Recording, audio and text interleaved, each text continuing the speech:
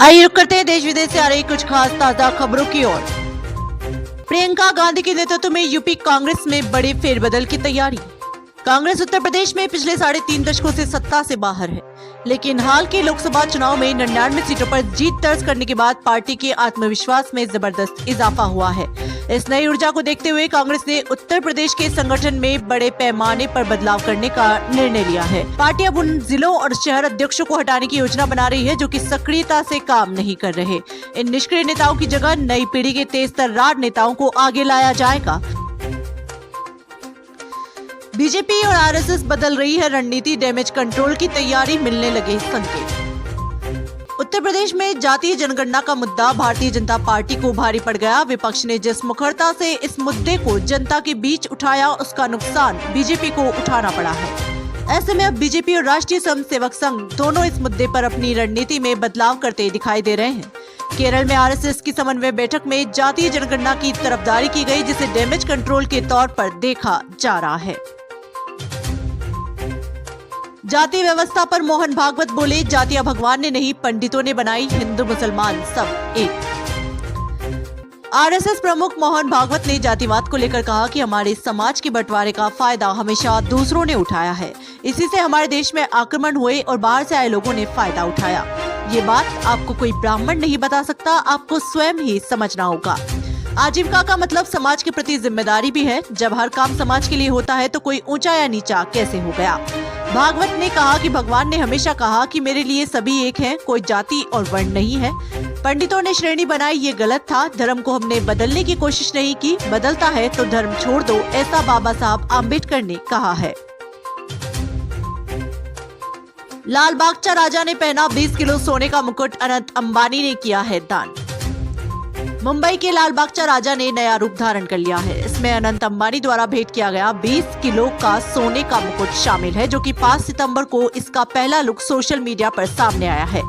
इस साल मूर्ति को 15 करोड़ रुपए के मूल्य के सोने के मुकुट से सजाया गया है। केजरीवाल ने रची थी दिल्ली शराब घोटाले की साजिश, सीबीआई ने दिल्ली के सीएम पर लगाए गंभीर आरोप। दिल्ली आबकारी नीति मामले में सीबीआई ने सप्लीमेंट्री चार्जशीट दाखिल की है। इसके मुताबिक सीएम अरविंद केजरीवाल को आपराधिक साजिश में शामिल थे। सीबीआई ने कहा कि केजरीवाल ने मार्च 2021 में आपके लिए फाइनेंशियल सहायता की मांग की थी। सीबीआई ने आरोप लगाया कि केजरीवाल के करीबी सहयोगी विजय नायर शराब कारोबारियों के संपर्क में थे और अनुकूल आबकारी नीति के बदले रिश्वत की मांग कर रहे थे। हरियाणा चुनाव उम्मीदवारों की सूची पर अनिल विज का तंज, बोले हुड्डा के खिलाफ। हरियाणा विधानसभा चुनाव 2024 के लिए कांग्रेस ने 31 उम्मीदवारों की लिस्ट जारी की है। इसमें जेल में बंद सुरेंद्र पवार का भी नाम है। बीजेपी नेता अनिल विज ने कहा कि कांग्रेस का पसंदीदा काम अपराध करना और जेल जाना है। भूपेंद्र सिंह हुड्डा के खिलाफ मामले दर्ज है और उनका भी नाम सूची में है। सुरेंद्र पवार भी जेल में है और उनका नाम भी सूची में है। और अभी देखिए कितने और ऐसे नाम सामने आएंगे। अपर्णा यादव नाराजगी पर बबीता चौहान का बयान, जानिए क्या कहा।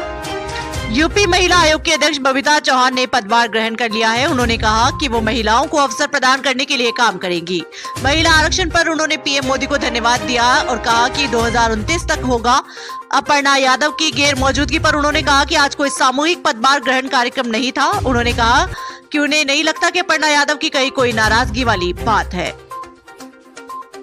3 माह बाद खत्म हो जाएगी दुनिया, भविष्यवाणी से मचा हड़कंप।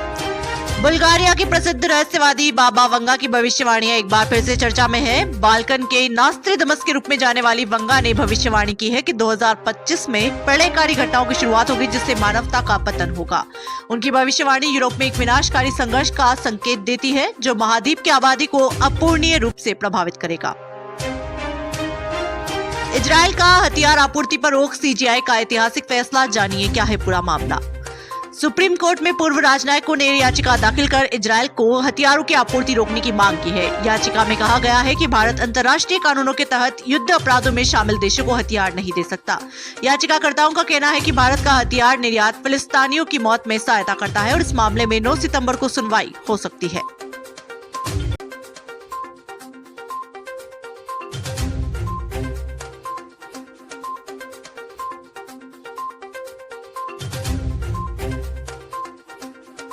देश दुनिया की तमाम बड़ी खबरों से जुड़े रहने के लिए देखते रहिए पीटीवी हिंदुस्तान। यदि आपने अभी तक आपका अपना YouTube channel PTV Hindustan subscribe नहीं किया है तो अभी सब्सक्राइब कर लें, बेल आइकन जरूर दबा दें।